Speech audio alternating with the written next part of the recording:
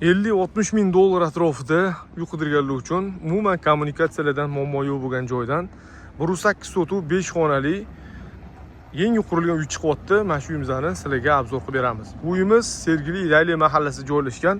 Yangiyo'l tumaniga qaraydi. Sergeli Layli mahallasi ko'pchilik biladi. Nimagaki Sergeliga yaqin lokatsiyada joylashgan Layli mahalla deyilgani sababi ana ko'ryapsiz, stalbalarda laylilar ham turibdi tayyor. Spoti bilan deydi-yu. Mana shu uyimizni qo'ldan kelgancha batafsil obzorini qilib beramiz.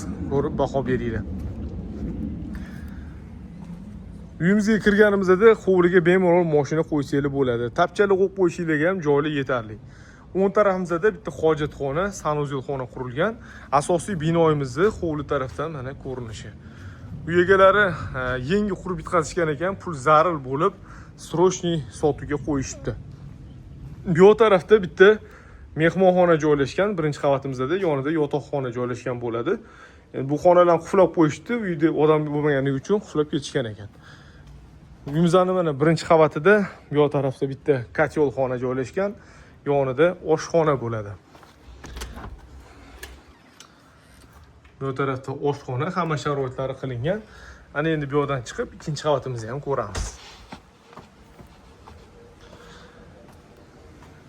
Havolari juda ham toza, yaxshi lokatsiyada joylashgan ekan.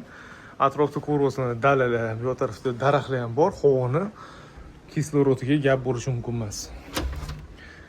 Shunday qilib, ikkinchi qavatga chiqqanimizda katta mehmonxonaga kirishimiz mumkin. Mehmonxonaning remontlari zo'r holatda ko'ryapsizlar. Yangi remont qilishdi, hali to'g'risini aytsam, yashashga ham ulgurmadik deyishyapti. Pul zarur bo'lib, sotuvga qo'yishdi.